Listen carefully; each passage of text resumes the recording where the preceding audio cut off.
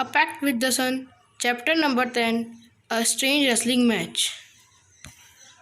There was a wrestler called Vijay Singh, a tall man with massive shoulders and muscular arms. He towered over others like a giant. Vijay Singh, people said, was a born wrestler and could beat all other wrestlers in the world. This Pahalwan had but one shortcoming which often landed him in awkward situation. He was found of boasting. One day he was in the market, sitting in the marketplace, surrounded by several young men. After drinking many glasses of milk, he suddenly proclaimed, "Why are people afraid of ghosts? I am not. I wish I meet a shoot ghost." I did not teach him a lesson.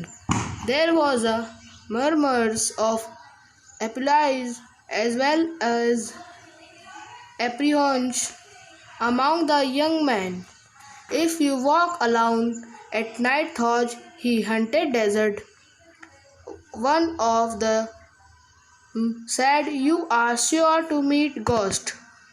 Their room, their fairly strange shrieks and moans can be heard all over the place. Travelers have been looted and killed.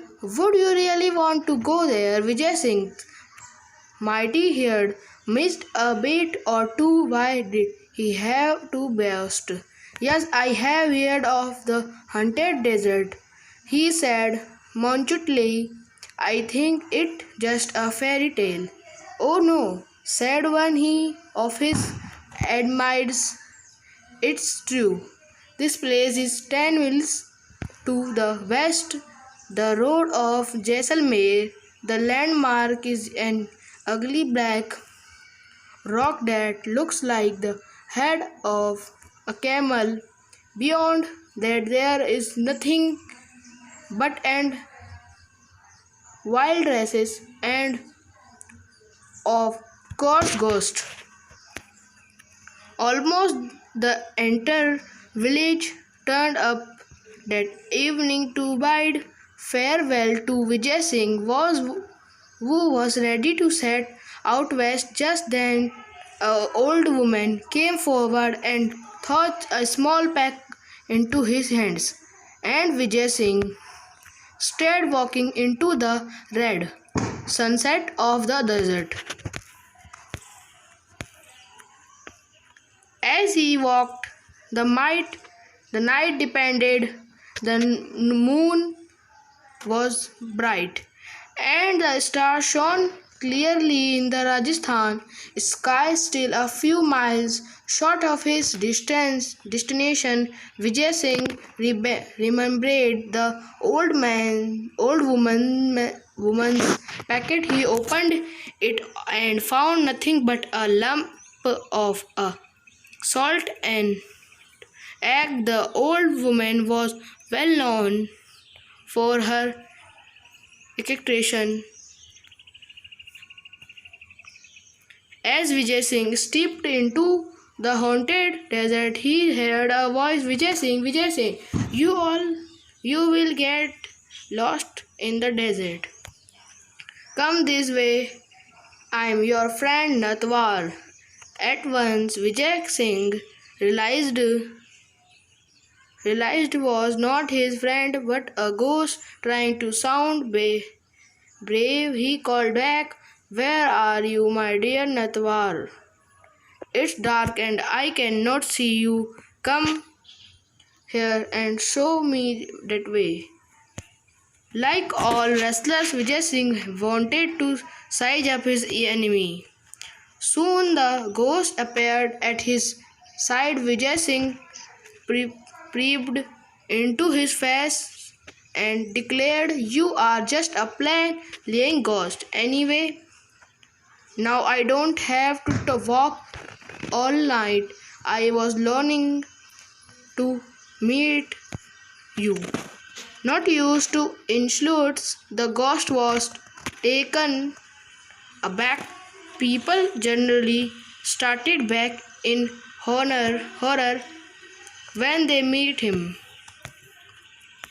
They often fainted, but here was this unfeeling creature claiming he wanted to meet a ghost. It did not make sense. Really I don't know why you longed to meet me, the ghost said. That promise, said Vijay Singh in a broad voice, that you are a stupid ghost.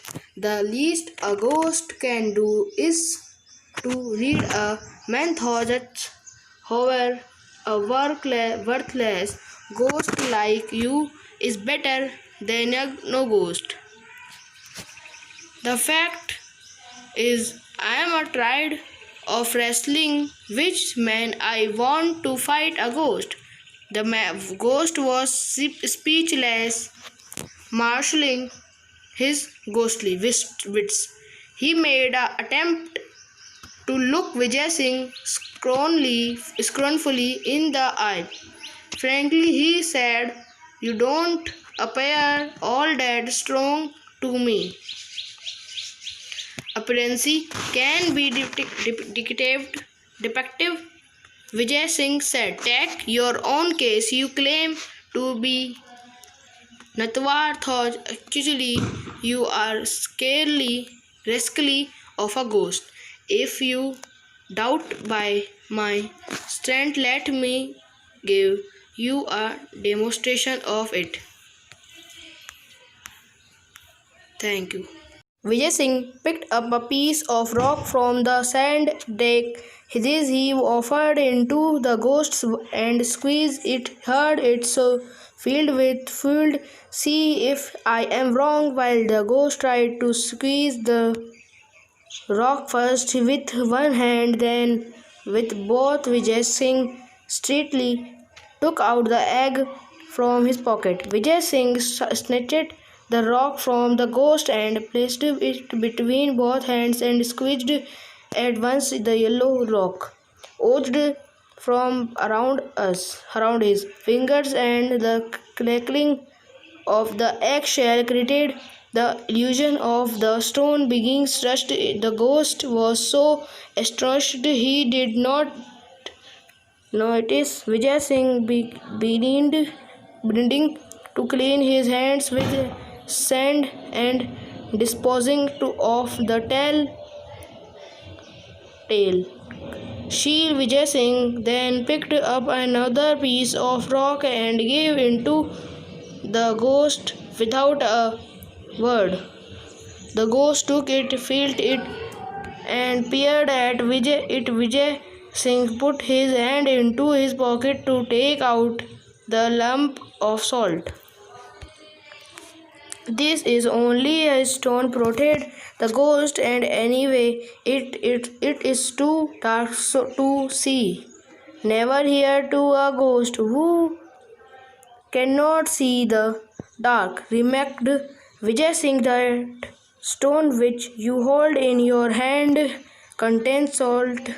Crumble into and see again. The ghost tried to crush the stone, but in vain. He headed over the stone to Vijay Singh. The ghost was now beginning to doubt his ghostly powers. I can see that you are not going to be a worthy opponent.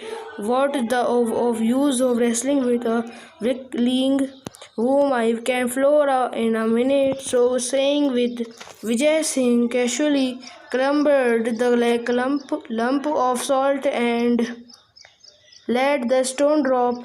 In the darkness he held out his hand and compelled the ghost to taste the powdered stone mixed with the Pahalans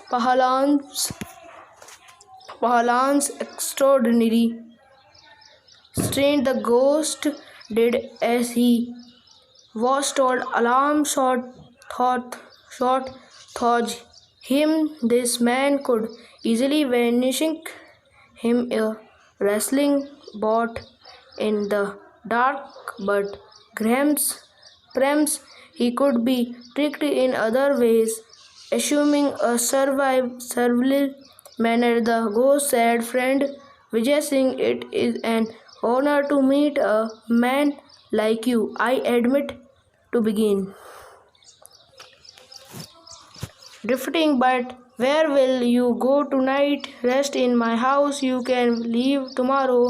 Now thoroughly irritated, Vijay Singh replied, "I cannot refuse your hospitality, but tomorrow you will go with me as my precursor. I just display the thoughts of my history to my people." The ghost bowed in a urgent but silently vowed to kill Vijay Singh.